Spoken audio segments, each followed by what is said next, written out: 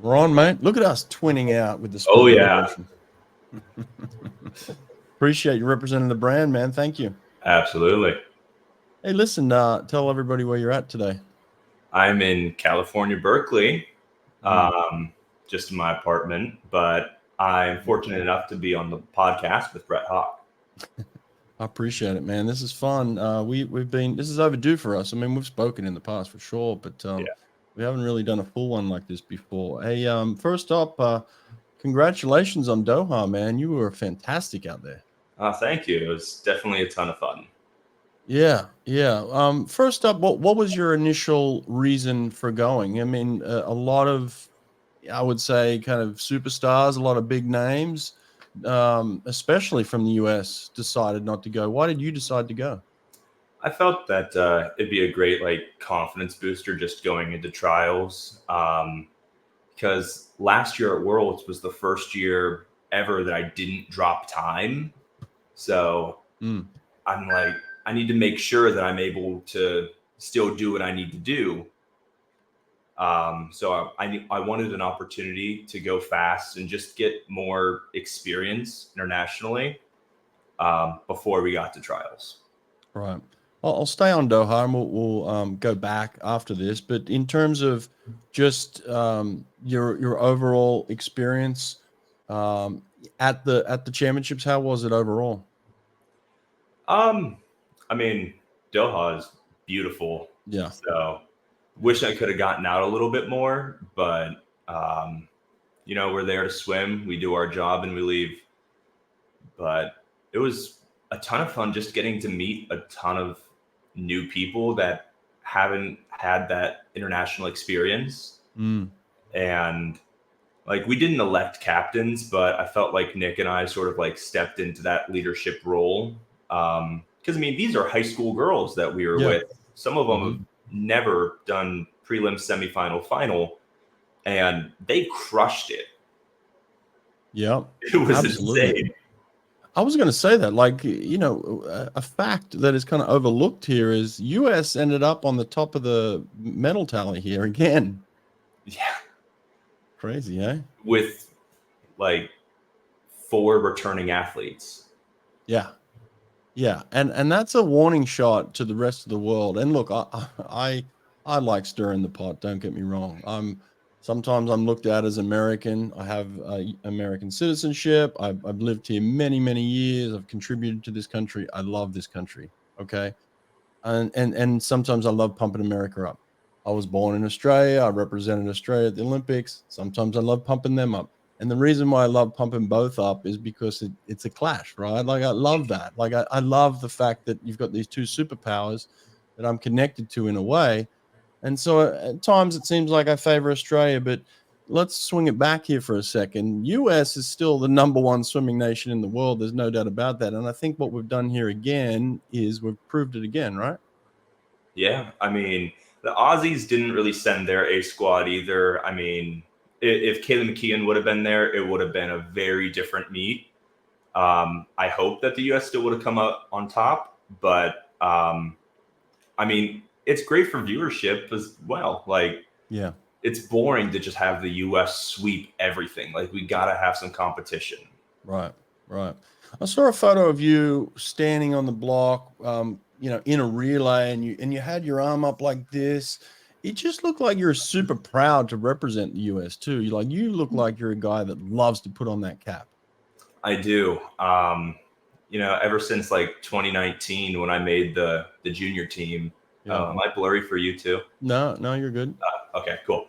Um, I didn't get to travel with the junior team. We were going to Budapest for Junior Worlds, and Jack Armstrong ended up taking my spot.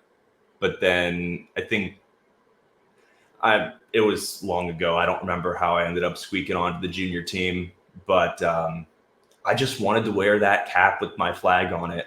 Mm, And so I take a lot of pride in my country and the ability to represent the United States.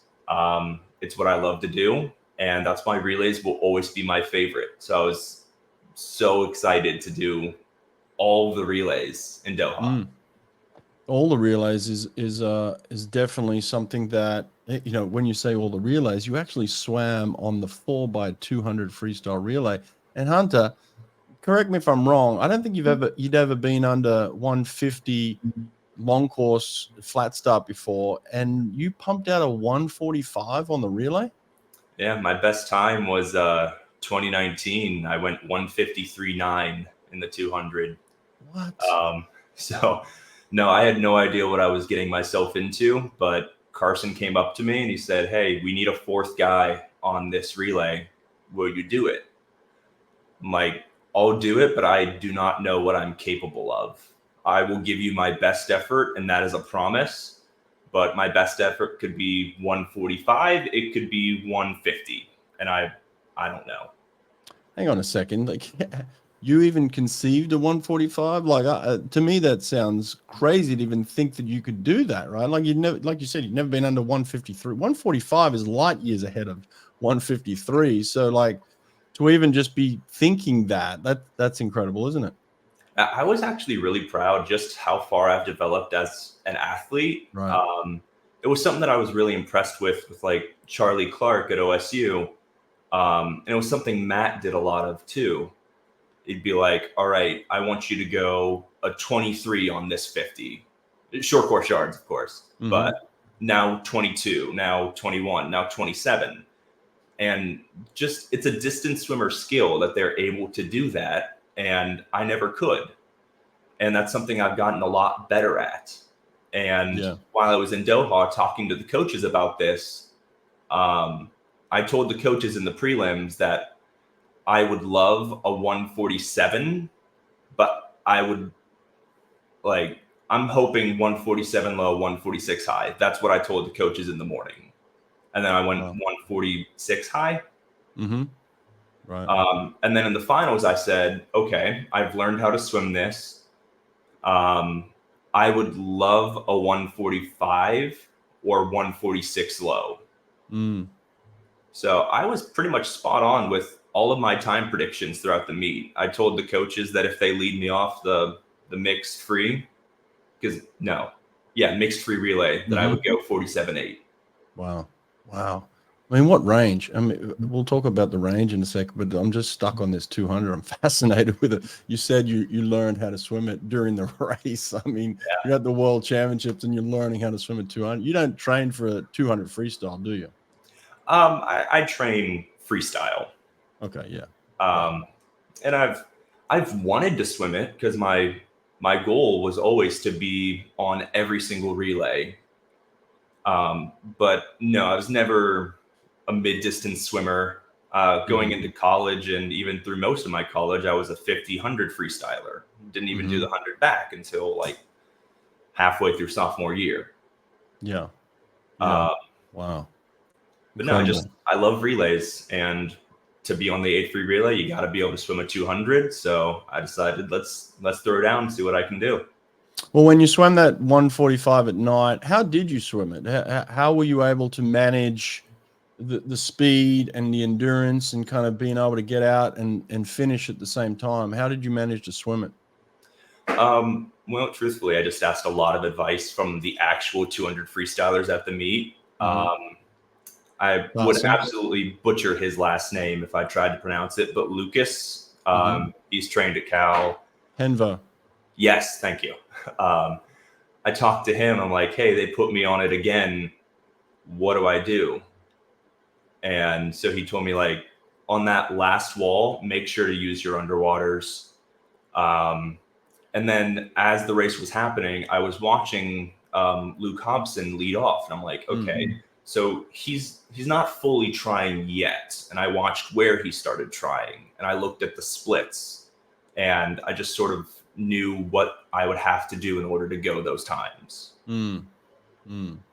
Yeah, I guess, like, you know, part of what you do is speed training, and you learn speed awareness, and you learn speed control. And so, like you said, you know what it looks like, you know what it feels like, you know how to apply it. It was just then kind of figuring out in your head, and then get an understanding of how does that feel for me at that point, you know?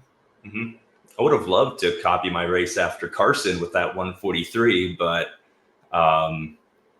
taking over from him, I had no idea how fast he was actually going. Right. Now, in your backstroke, you're not leg heavy on that either, are you? And you didn't seem to be leg heavy on your freestyle. Is that the way you kind of equate it? Like you set your rhythm from up front? Yeah, I'm definitely like an upper body driven swimmer. Mm-hmm. I'm one of the worst kickers on my team, including some of the women. Mm-hmm. Um, but that's always been how it is. I feel like I have a strong kick, but not a fast one. It applies well to your stroke. It fits Yeah. in well with your stroke, but if you isolate it, it's not particularly strong. Yeah, I'm not one of the best pullers and I'm not one of the best kickers. I'm very rhythm driven. Mm-hmm. So when everything comes together, that's when good things happen. Yeah, nice. Now, you and I have had discussions, and you've got an understanding. You're wearing the brand right now, the Sprint Revolution. In terms of just what that means to you and how you apply it to your everyday life, like to me, we're getting lost in the fact that it's just about swimming fast, right? Like swimming fast is so much more than that. You're very technical. You're very intuitive. You have an acute awareness, and at Cal you do ranges of speeds and you do ranges of resistance training, and you do it's a volume of work that is kind of put together that encapsulates everything to create an awesome sprinter like yourself. So like in terms of your just awareness of um, the sprint revolution itself and how it applies to you, what would you say are really important points for people to remember? Something that I didn't really start doing until I got to Cal was understanding that in order to get faster, it's not just as simple as doing more yards or more meters. Like you have to break down everything. Right. And I've done a ton of work with Coach Marsh, and we just watched my stroke and we broke it down to the very basics. I mean, and that was something I did with Matt too, because I had a terrible streamline. So like even at the most elite levels, it's the only way to get faster when you are this fast is you have to start fixing the smaller things. Right. So it's the attention to detail too. Yeah. Yeah. I mean, one thing I know you loved Pan's 46.8, but it looked effortless. Probably the prettiest freestyle I've ever seen out of anyone. I mean, sprinting used to just be like not ugly, but just slap happy and just muscling your way through it. Right. But Popovici and Pan and like Jack Alexi, they start swimming it prettier, and it's working. Finesse. Yeah.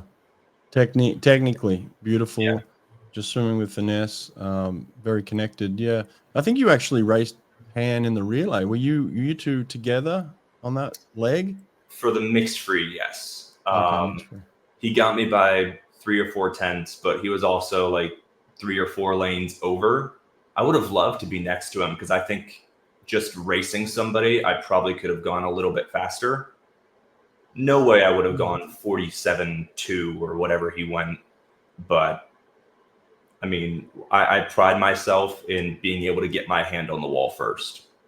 Yeah, you seem to be that type of guy that thrives in a competitive environment, and it doesn't matter. Like the faster the athlete, the better they are. The more you rise to the occasion, the more you want to race. And psychologically, how do you account for that in your head? It's just it stimulates you to race the best guys.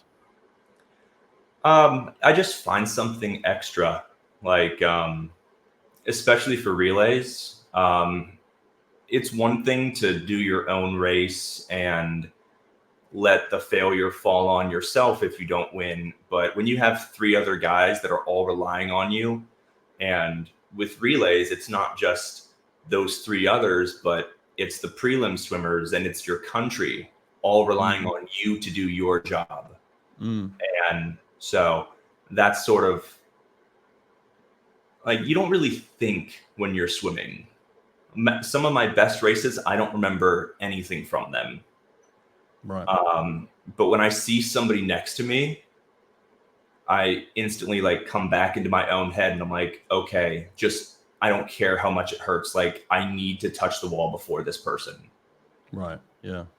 Yeah. I love that attitude. And it's a great lesson to learn. I think pure races go back to that, don't they? There's so many things to think about. There's so much detail and there's so much pressure. But what I find of pure racers like an Isaac Cooper, like yourself, guys that just love to race, they kind of forget all that stuff and put it aside. And they just go back to the love of competing and just, you know, one versus one. They don't even make it against the eight. It's just like, who am I next to? Who's in the race? Who can I challenge myself with? And it seems like you're that type of guy too. You get up there and just love to race and forget about all the stuff that can really drag you down in competition, right? Yeah, I've always been a racer, so that's one of my strongest suits, and works out well for me in training because I happen to have Jack, Alexi, and Bjorn, and Destin, and Murph, and all people that consistently train better than I do. So I'm always having somebody to race and to push me. They do, and I'm glad you said that. I'm glad you gave them props, and I'm glad you kind of identify that in yourself in terms of they consistently train better than you. And what I would say about that is just like in terms of the quality of the effort that they can put out consistently. Yes, it's more than what you can do.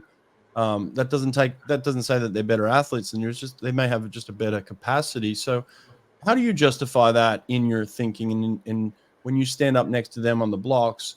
Because it's always confidence is generally about if you feel like you did more than somebody else or if you outwork somebody. That's kind of how confidence has been perceived. But you freely admit, like, these guys outwork me, but I can compete with them. So how do you put the two and two together? Honestly, I don't know. Um, going against, we'll call it Murph. Right. I don't often get to compete against him because I don't often swim backstroke in practice. Right. But in the weight room, this dude does the entire rack. And I mean, there are times when I'll go and we'll do dumbbell bench or something, and I'll go and pick some heavy dumbbells, and I'm feeling good about myself. And then Abby comes over and does the exact same weight. And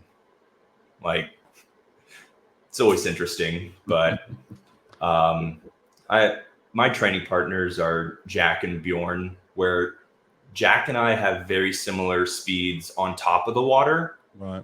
But Bjorn far exceeds my ability underwater. Right. So I love being in the middle of them because, Bjorn will be the first one up and Jack and I are racing on the surface. And then it just sort of like the entire race is just dead even by the end. Right. Well, I think why I bring this up, Hunter, is, I do a lot of work with younger kids too. And I want, and younger kids listen to this and coaches listen to this. And so not necessarily just being about Hunter Armstrong, but a lot of kids may identify like you and say, like, I'm not the best trainer. And I don't win every repeat. And, the coach wouldn't, tell me how great I am all the time because maybe I'm not the guy that's standing out all the time. But when it comes to standing behind the blocks and believing in myself, I can get the job done and I can compete and doesn't matter if that person's lifting twice as much in the gym or swimming, twice as much yardage or whatever it is. Like when I'm standing behind the blocks, I believe in myself. And so what I'm trying to get at is that there's probably a lot of kids that maybe get discouraged in practice because they're not the best. And so now they've got someone like Hunter Armstrong, who's a world champion that they can relate to and say, wow, like he's just like me. He's not the best in training, but he's the best in the world when it comes to racing. Yeah. I mean, it's,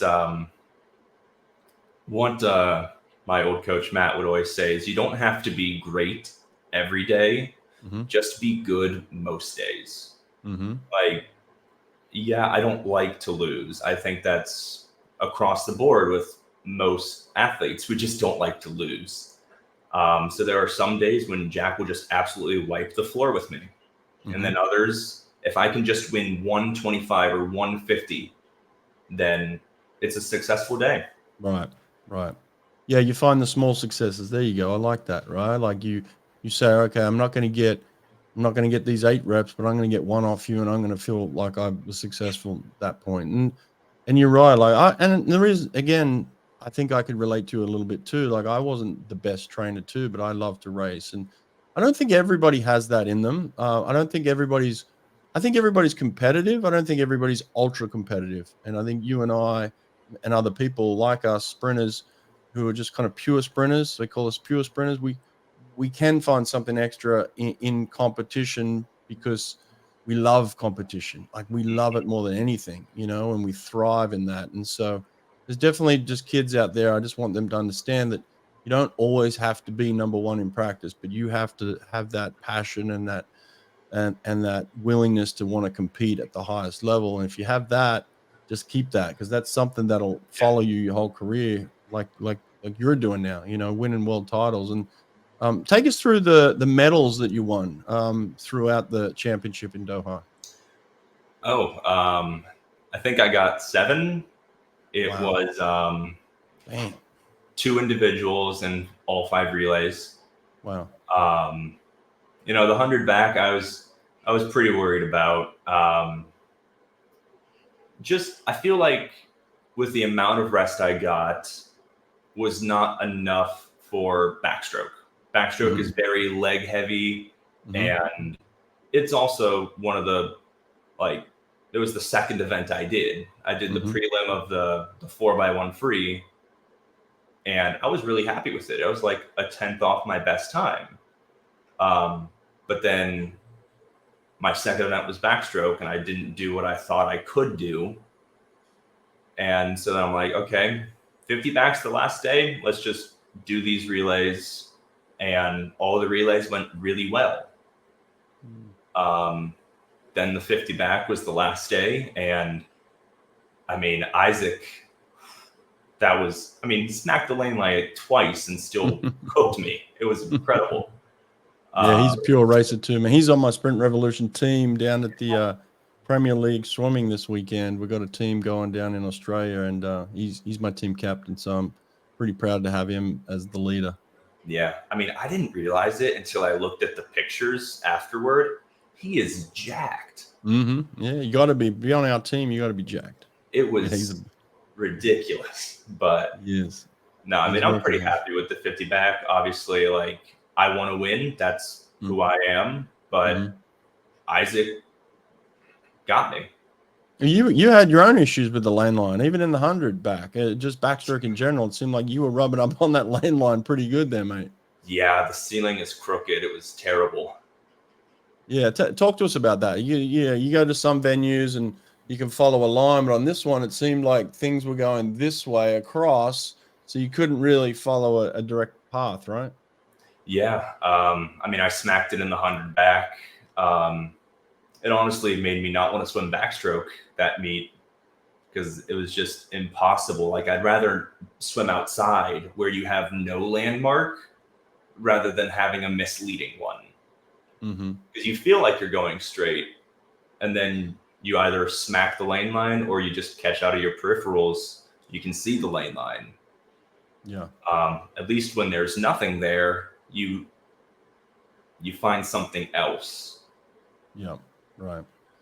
Now listen, you won a world title in backstroke, and you beat your teammate Hugo Gonzalez, which was really cool. You guys train together at times, but you're teammates, and that's awesome.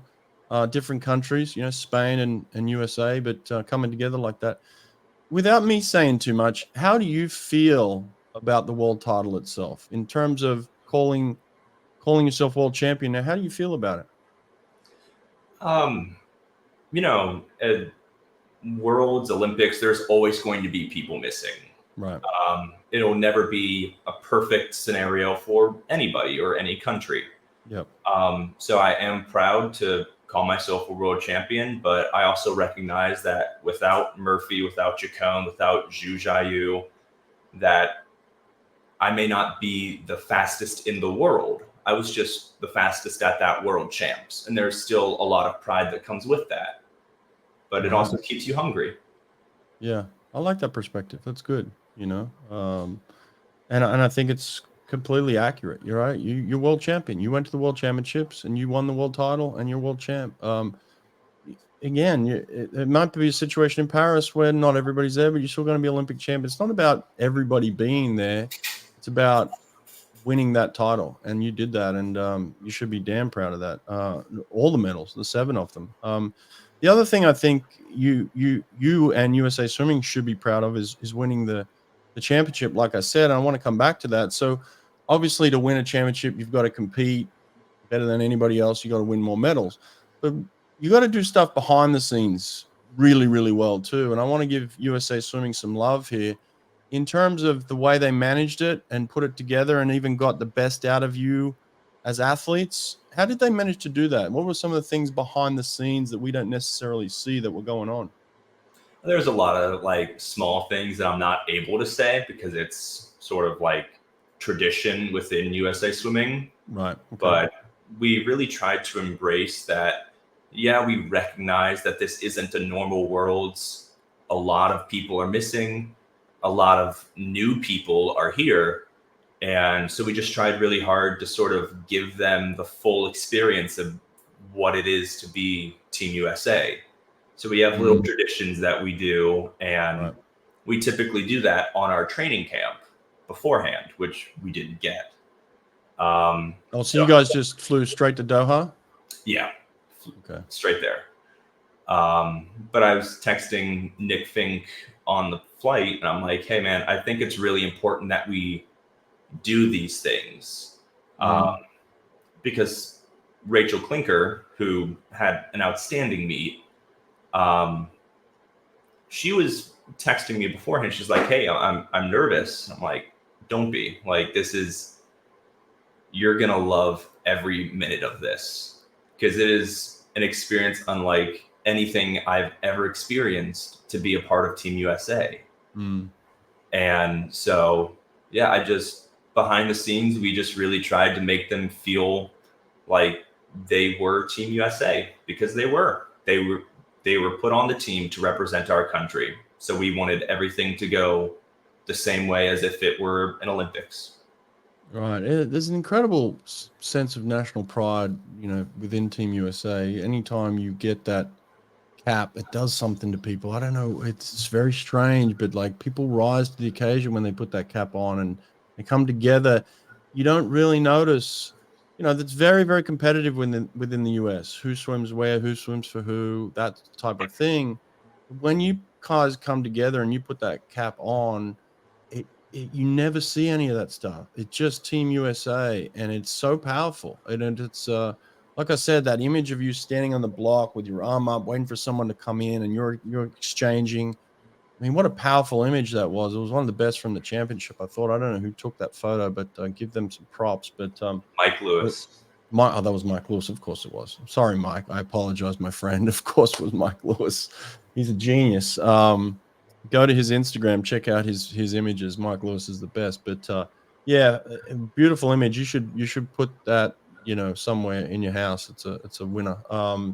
But yeah, well, that's good. And the other thing I think that USA Swimming does really well is just they're organized and it's put together really well, and they do a good job of making sure everybody understands their role and doing it really well, and putting each swimmer in the best possible chance to be at their best. You have everything you need, right? Like there's nothing you guys need for once you go to a championship, is there? No, I mean, we have like 4 or 5 massage therapists. We have our sports psych. We have doctors. Like if you need something, you'll get it. Yeah. That's awesome, man. What do you have now between the trials, between Doha and the trials? What type of competition are you going to go to between now and trials? So I was pulled out of Westmont. It was too close to Worlds, and I really need to get back to training and rebuild so that I can do it again in, like 5-6 months. Yeah. So I have national team camp in Colorado in 2-3 weeks, and then my next and only competition before Olympic trials will be San Antonio. Right. Okay. Awesome. Now you have options now. I mean, is the 200 even something that you would consider for the Olympics? No? Freestyle, that is. Yeah. Oh, yeah. Important distinction there. I don't know. It used to be so simple, just like 50 free, 100 back. That was always what I do. And now I have to sort of rediscuss and like talk to my coaches and rethink, and because now there's strategy that comes into this, because the 2 free and the 100 back conflict. Right. And I would love to be on the 8 free relay in Paris, but I don't want to throw down the 200 free and then miss the 100 back, because now I've lost everything. If I'm not on the team, I can't do any of it. So, I think I'm going to race the 200 free in San Antonio, and we'll get a gauge of. Well, I mean, I have to race it in San Antonio because I don't have an Olympic trial cut. So yeah, you got to get under that 153, mate. First of all. Yeah, I feel confident I can break 150. Okay, but good. Yeah, no, my lineup's all weird now. Eventually, I want to add the 200 back, but that conflicts with the 100 free, and I want to be on the 4 free relay. So, I mean, if it were an option to do relay only for all the relays, I would in a heartbeat. I'd give up all of my individuals to just do 5 relays. Really? Oh, and wouldn't think about it. Talk me through that. Why? I love relays so much. Always been my favorite thing to do. And I feel like I'm competing for Team USA rather than myself. Right. So yeah, it's fun to go up against Murph and the rest of the world and try to be a world champion and an individual. And to truly race the best in the world. But for relays, it's not about me. It's about what country. I may not ever be the best swimmer in the world, but I'm a part of the best country in the world. Right. Absolutely. Yeah. Makes sense, man. And to represent that is powerful. And they need races. They've had races like you in the past, people that just love to race. Jason Lezak pulled something out that no one had ever seen before, because he just loves representing his country and swimming on that relay, and created history, one of the greatest swims of all time. So I put you in that kind of same category of, like, you put Hunter on the block and put him in a situation where you need something special. I have no doubt that you could pull it out like that, so yeah, they need you there, and they want you on those relays. So first mission is to qualify in the backstrokes, and there's competition there. You're world champion, but to make the US team is almost like winning a world title. You got to beat out the best, and so it's always been that way with the US trials, but especially in your event, there's a lot of guys that can contend here. How do you approach it? How do you attack it? Are you solely focused on yourself and what you can do? Are you looking at your competitors and trying to figure out how do you look at the trials themselves? You have to be on your best for trials. Last year, I was not on my best for trials, and I was fortunate enough to squeak onto the team. But I can't do that again, which is why I felt really strongly that I need to go to Doha, because I need to know exactly what I'm capable of before I get to trial, so there won't be any doubt in my mind of whether I can do it or not. You won the world title in 52.7, did you? 6'8". Pretty close. 200. Yeah, well, Hugo was 7'0".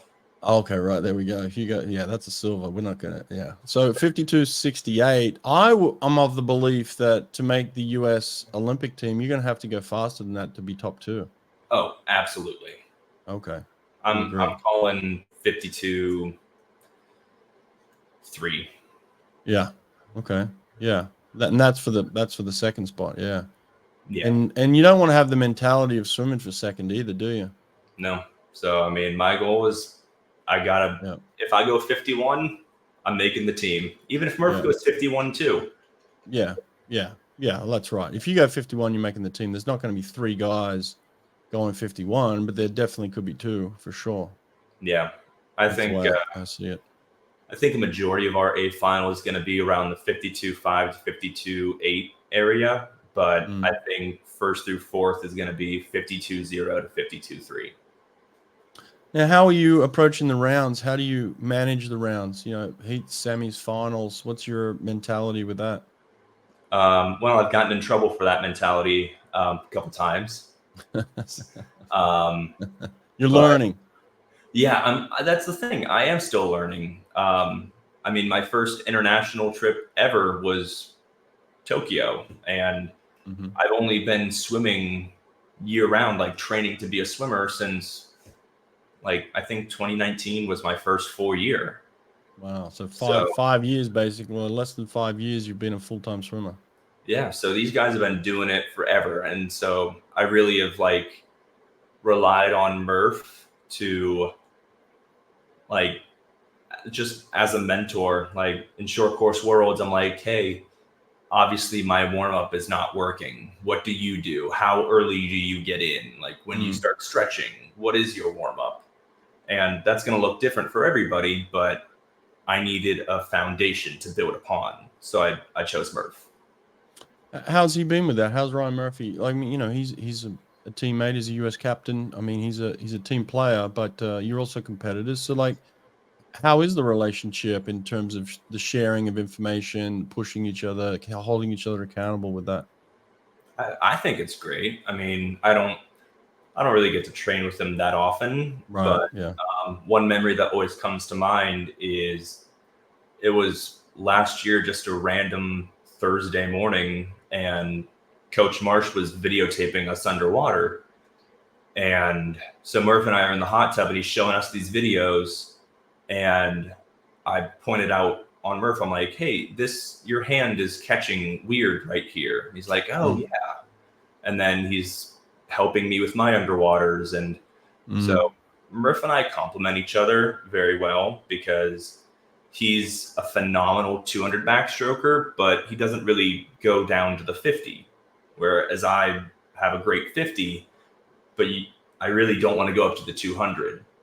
So we meet in the middle, where his mid distance helps him and my speed helps me. And so I just think we mesh really well and helping each other in that middle 100.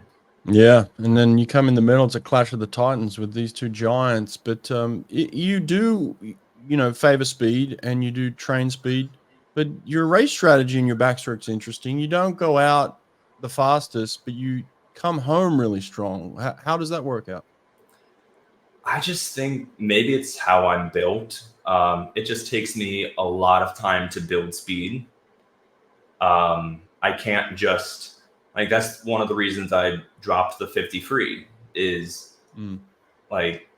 everyone can just hit the water and already be at top speed. Like Jack, I can't do that. Not the world champion, man. Not Bukov. He's behind at the 25. Yeah, that's fair. Well, Jack struggles on his first 15, but he has gotten a lot better at it. Right.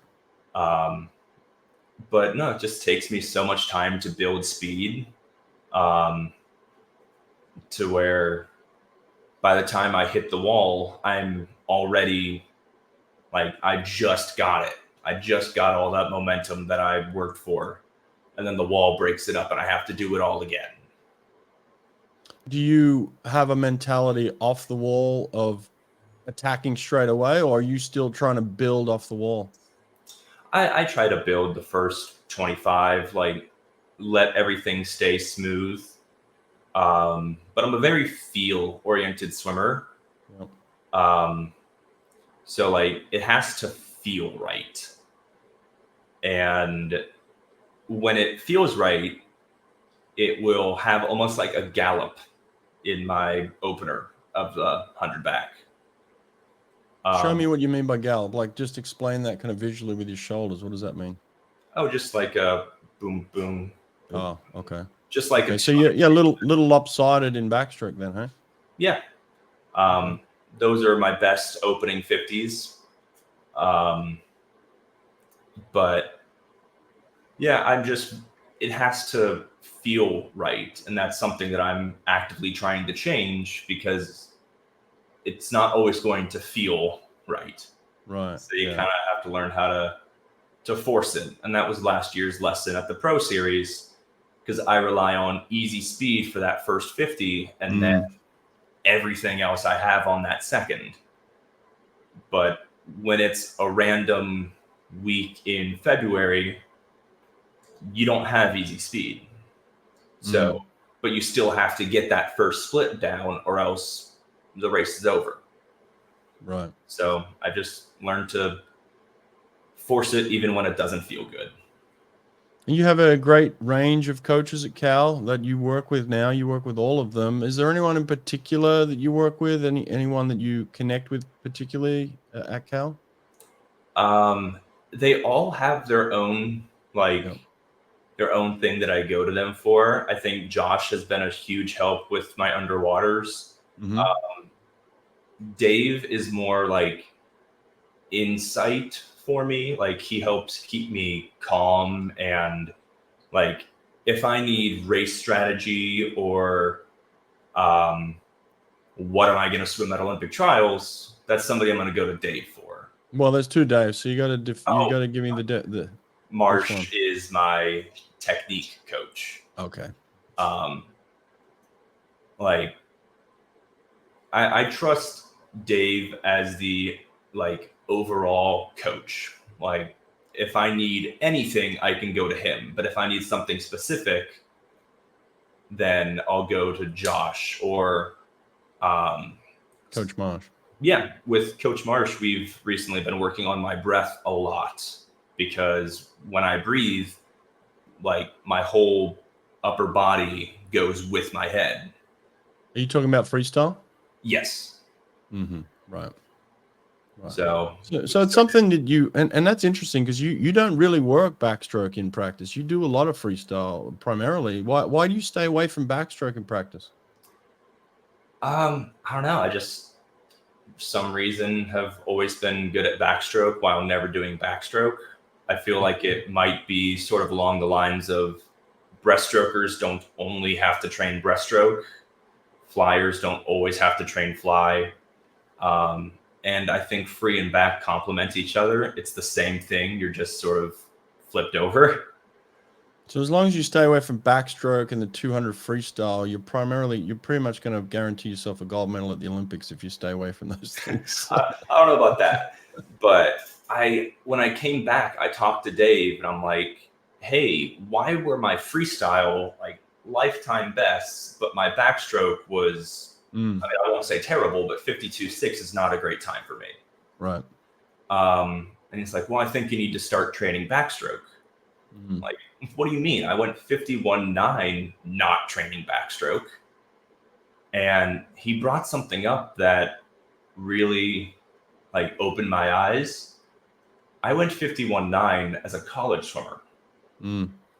So I may not have been training backstroke, but I was still doing it every single dual meet and conference and NCs. Right. So I wasn't training back, but I was still doing more backstroke. Right. Yeah, that makes sense. Yeah, perfect sense, actually. Yeah, and I wish I would have thought of that sooner, but well, you did. You know, you got 4 months at least to do a lot of backstroke training between now and trials. So it's definitely something that you feeling like you're going to do more of in practice then, hey? Yeah, I mean, not nearly as much as Murph or Destin, but I am going to start adding, like, I'll never do a backstroke practice, but I've definitely neglected backstroke. So yeah. I'll start, like, if we're doing 4 rounds of something, maybe I'll do 1 round back or 2 rounds back, depending on what the set is. Now, you did get your freestyles down under 48. You're in the 47 range now. How much further can you go here? There are guys now kind of dipping under this 47 range, and there was a lot of people winning medals around that 47 low to mid range, and you're not far off that. So like, how are you feeling about your freestyle? I would obviously love to be on the 4x1 free relays.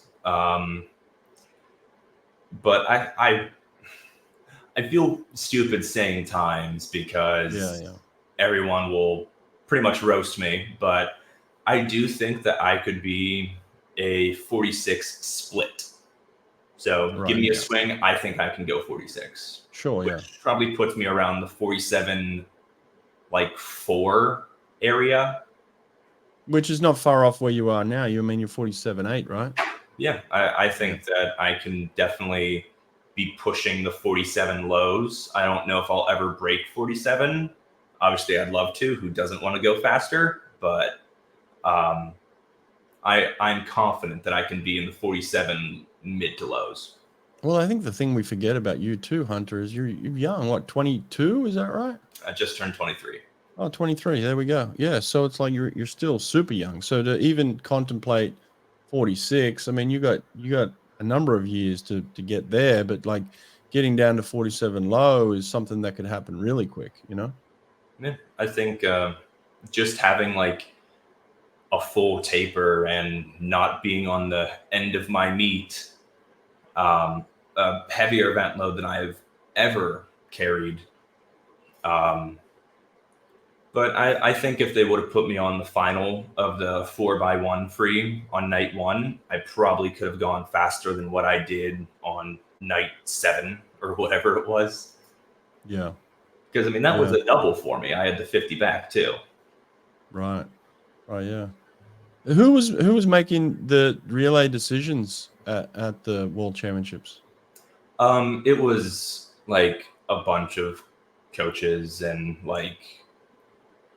I'm not 100% sure who has final say on those decisions, but it's also not my place to throw those people under the bus or even like I don't want to talk bad about them. Like they're right. Yeah, it's a tough decision anyway. Like you're going to leave somebody off. Someone's going to be upset about it. But do they at least give you a chance to verbalize, kind of maybe state a case for putting you on it? Are you allowed to do that?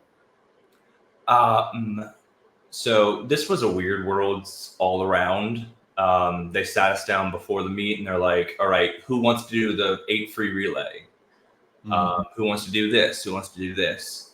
But after the prelim of the 4x1, they came to me and said, hey, we're going to leave you off of the finals.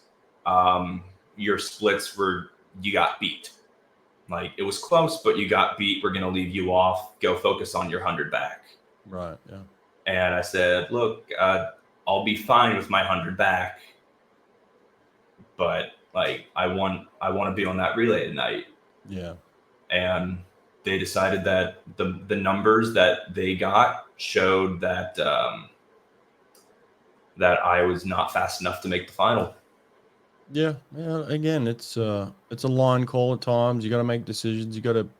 There's always somebody that's going to feel like they get left off. I think ultimately what I've learned, and I think what you've learned through this process too, is, in order to not be on the fence and in that decision, you got to find a way to create separation, and sometimes it's like, well, if I wanted that spot, I probably should have gone 47.5 and then there would have been anything to ever consider, so that might be the lesson there. It's definitely a tough call and it certainly could have gone your way. And that maybe you would have swum faster for sure. It looks like, but at the time when you do get a chance, it's like, well, I just got to create separation with everybody and take it out of their hands and just be the number one guy. And they can't possibly leave me off next time, Leave no doubt. Yes. I remember I called Dave Durden night of. I'm like, I don't understand why I was left off this relay. And he's like, don't let your emotions get the best of you. The longer you dwell on this, the more it's going to harm your performance. What I want you to do is forget about it. You have 15 minutes to dwell and maybe write it down if that helps. But your goal for the rest of this meet, prove them wrong. Have the best meet of your life and show up and show them and teach them that you can be relied on.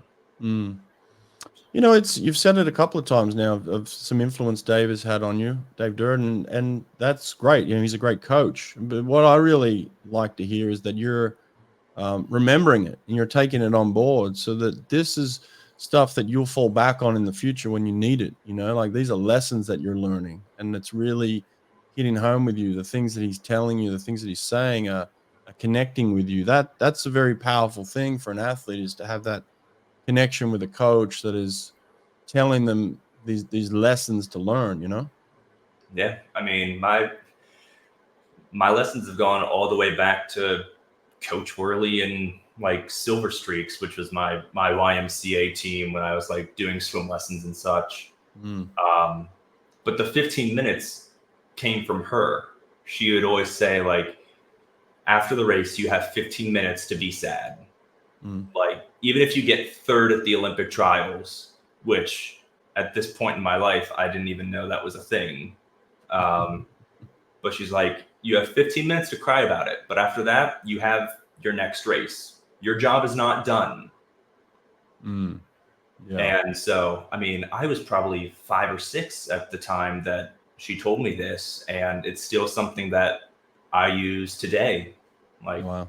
We're always going to have bad swims. We're going to have performances that don't go our way. We're going to have meets where every possible thing that could go wrong will. And that's a part of developing as an athlete and a person. I mean, these are life skills that go well beyond swimming. Yeah, absolutely. Well, I mean, if you get over finishing third at Olympic trials in 15 minutes, you're better than me, because it took me about 4 years and I had to get payback on that one. So that one stings a little more than most, but yeah, I get it. No, it's good advice for sure. That's cool, man. Well, everything good? You're healthy, back in training, and feeling good about the next 4 months in the lead up to this trials? Yeah, I mean, I'm looking forward to San Antonio and training center, and just I'm getting back into my routine. It's taken a bit. I didn't have the best start to the year.